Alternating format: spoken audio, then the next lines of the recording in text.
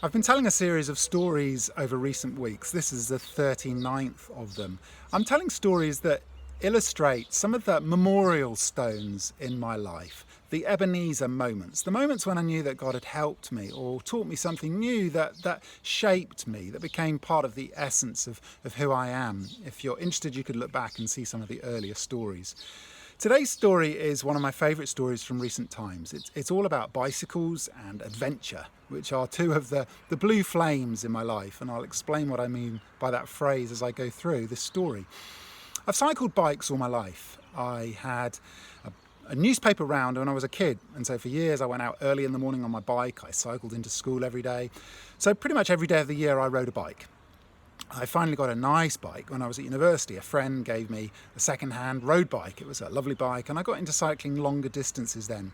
At the weekend I would visit different friends at other universities, and I got used to cycling 100, 200 kilometres over the weekend. And then one summer, a group of 8 of us cycled from Land's End in England up to John O'Groats in Scotland, the length of the United Kingdom, about 1,000 miles. It was a great adventure. Soon after we got married, we moved to a new house, and pretty much in the first week living in this house, both our bikes, which were chained up outside the back door, were stolen. This was a sad moment.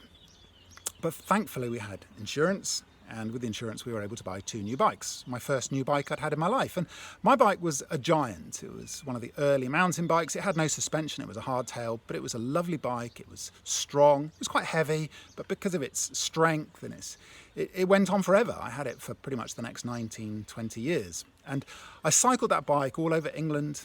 I had it in South Africa, in Mozambique, I've had it here in Spain. So in its lifespan, those 20 years, I cycled many thousands of miles on that bike. I loved it. I explored the hills of Cape Town, the beaches, the sugarcane fields of Mozambique.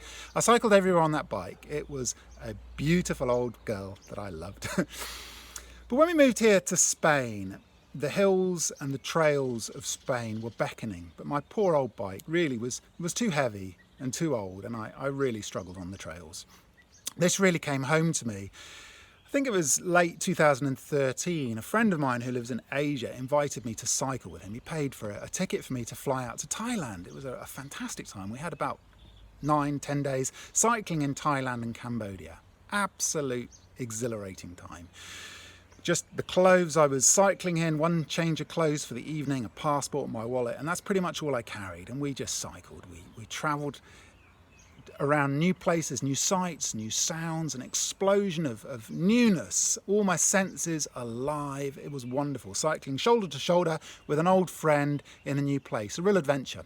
When I got back to Spain and really wanted to go out on the trails, having ridden this nice bike that I'd hired in Thailand, I really knew I needed a new bike. But at that point, to be honest, I couldn't really prioritise buying a bike, even if I had the finances for it. We had so many other needs at that point. We just relocated to a new country. All the costs of that, costs of putting the girls into school, all these different things meant a new bike was impossible. But it was a dream. I really wanted to have one. And then one day I cycled into work and I ended up bringing the bike home by car. So the bike was on the roof of the car, on the roof rack, and we stopped on the way home at a shop. We made the mistake of pulling in under the roof of the shaded parking area outside a supermarket. It knocked the bike off the roof rack, it hit the ground very hard, it smashed the derailleur, the bike was pretty buckled. It was obvious that my faithful old steed was dead. It was time to bury it. This was a sad moment. I'd had that bike for 20 years and I really loved it. But thankfully, a really good friend in the UK heard about this, and it literally immediately on Facebook sent a message saying, "Tim, I'd love to buy you another bike." This is amazing, amazing. He said, "I've got £400. Why don't you do some research and find a really good second-hand bike? You'll get good value for your money with that." So I did some research online, I found a bike, and I bought a bike for that £400, and it was a lovely, as good as new mountain bike. Beautiful. This was in the early spring of 2014. I spent several weeks on that bike, cycling every trail. I was loving it. Everywhere I went, I was discovering new routes and exploring the hills behind our house. It was fantastic. I loved this bike. And then in April 2014, we had the chance with some other people to do a 6-week leadership development course as a couple. It was a wonderful season. We loved it. It was a good time of reflecting back on our past decade in ministry, on looking at our leadership, our styles of leadership, our calling, our sense of personality, who we were. I was asking myself questions like, what is my life message? What is my purpose? What is it about me, my experiences, my gifting, my passions, which is unique, which is God's gift to me and to the world? Perhaps for the first time, I was kind of giving myself permission to think like this. I was reading verses like, delight yourself in the Lord and he'll give you the desires of your heart. And for the first time, recognizing that the deep desires in me were God-given passions, something to be chased after, not simply ignored. One day in this course, I took part in a short coaching session with one of the members of staff. And at the start of it, she asked me, what would you like to talk about today? So I said I wanted to think about two of my twin passions, which seemed to conflict a little bit. They didn't seem to neatly weave together. One was my passion for frontier mission, and one was my passion for adventure and sport and life in the great outdoors. And I suppose in my mind, one seemed a more worthy spiritual pursuit, and the other seemed almost self-indulgent and selfish. In the course of the conversation, she asked me, when have you recently felt most vibrantly alive? And I explained to her my cycling holiday in Thailand and Cambodia, and how that in that time I really was alive. I loved it. It was fantastic. It was friendship, it was newness, it was adventure, it was exercise, it was superb. In the course of that conversation of dreaming about the future, I found myself articulating an idea I'd never thought before. I said that one thing I would love to do would be to gather a group of good friends and take them cycling around one of the countries in our region. Several reasons for this. One would be that it would just be a time of fun and friendship. Another would be that it would expose them to some of the needs in the region. And a third reason was that it would be a time of being shoulder to shoulder, bonding, thinking about life, and maybe using the metaphor of life as a journey. Almost immediately after articulating this idea for the first time, I just recognised that this really was a dream that I would love to do. Having verbalised it, I recognised that this is me. This is who I am. This is what I want to do. This is part of my unique passion. I think it's Irenaeus, a quote is attributed to, who said the glory of God is man or woman fully alive. God is glorified when I am vibrantly alive, and therefore the proverb, I should guard my heart because it's the wellspring of life. I should guard my passions and my dreams. And in articulating this idea of a cycling trip, I recognised that in some way those two passions I had for frontier mission and adventure weren't divorced from each other. They could perfectly be blended together in a way that would be unique and that would be part of my gift to the world. The next morning, I woke early to take the dogs for a walk. I went out of the front door and I saw that the gate was opened. Immediately, I was concerned and I went round to where my bike was locked up, and in the night, someone had broken through the gate, broken the chain on my bike and stolen my brand new bike. I could not believe it. I was gutted. I was absolutely, I was close to tears. I was mad. I was furious. How can this be possible? But I was also so sad. I loved that bike. I had so many dreams of what I was going to do on that bike. I took the dogs for a walk. I was mad. I was throwing stones at trees. I was thinking, ah! And then suddenly, the light came on. It was like I recognised this isn't a coincidence. Only the day before, I'd been articulating this dream of taking a group of guys with my bike, cycling around a country in our region, and the very next morning, it's been stolen. It felt like such an obvious strategy almost, to take my idea, to snuff it out at its birth. And I realised there and then, in that moment, I was not going to give in to this ploy. Coincidence or not, I was not going to allow this to sway me from what felt like a real God-given dream. I almost laughed at the audacity, indeed the stupidity of this. I knew that God had already provided for that bike, and I knew that God could provide again. And I recognised in that moment I had a choice. I could either become discouraged and bitter, or I could persevere and believe God will provide again. This is a good dream from God. And so I resolved that's what I was going to do there and then. That day, we went into our leadership development course. As we drove in together, we resolved that we didn't want to sort of publicise this theft.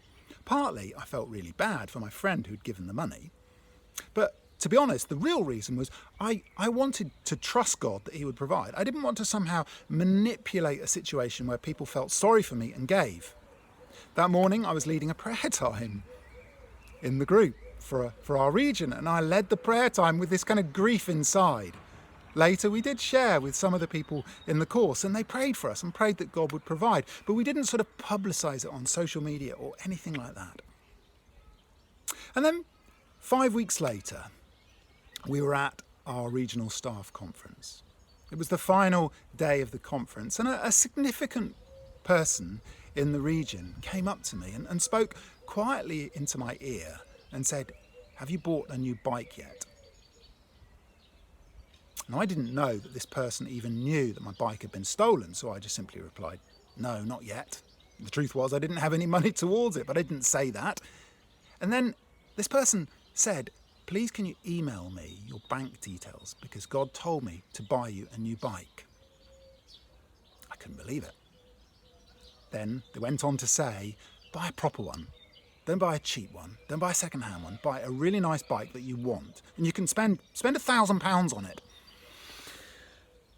I was blown away. Literally 5 weeks to the day after my lovely bike had been stolen, I was given the finances to buy a bike from a person that I hadn't even talked to about the bike.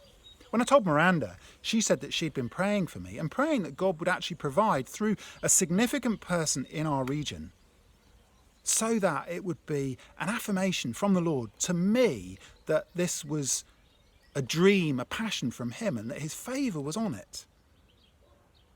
So, in the days ahead, I was able to go out and buy a lovely bike. A bike that was a lot more than double the price of the previous one that had been stolen, which was far better than the old bike that had been broken. It was literally one upgrade after the other. Exactly 30 to 5 days after it had been stolen, I had the finances for another bike. Now, this story is not simply about provision, although it's a lovely story of provision. But really it's a story of God's affirmation of the blue flame, the passion in me that is unique, the thing that makes me different to other people. I recognised, even in that coaching conversation I had, that my love for adventure, for mission, are woven together. There's something in that which is an expression of who I am. It's part of my gift to the world. It's my blue flame. I saw as well that often those blue flames can be snuffed out when they're small flames that have just been lit. My bike was stolen the day after this idea, and it was almost like it was a conspicuous attack, if you like, on an idea. My blue flame was being snuffed out. It tells us in Matthew 12, verse 20, that Jesus, who is meek and lovely and gentle, does not break a broken bulrush or snuff out a smouldering wick. He fans them into flame. I've heard it said that when we go through really difficult times, times that feel like an attack on us, times that feel like times of real discouragement, something is taken from us, that can be an attack on the nature and character of God, because it causes us to question who God really is. So if I go through a time of ill health, I might be questioning, is God really my healer? Likewise, when we go through times that seem to touch us in our deepest place, they kind of attack our sense of identity, it can actually cause us to doubt ourselves. Am I really this person? Is this really what I'm going to do with my life? I realised that the theft of this bike, it was a moment like that. It could so easily have snuffed out my idea at birth. My idea literally could have been killed at conception. It may not even have ever come to birth. I'm so grateful that God provided. I'm so grateful that in doing that, he affirmed who I am. And even in telling this story, I realise that for many of us, things we go through in life, maybe it's negative words from other people. Maybe it's theft. Maybe it's the death of a vision. These things do steal and kill and destroy our blue flame. It's interesting that Jesus said that the enemy of good in this world comes to steal and kill and destroy. And so I want to encourage you today, even as you hear this story, this is a story. This was an Ebenezer moment for me. This was a moment when I knew God had helped me. God had provided for me. But know as well that God is a redeeming God. He redeems situations. When our blue flame, when our passion is stolen from us, when it is snuffed out early in its life, God can redeem. God can fan that flame back into a full, vibrant flame.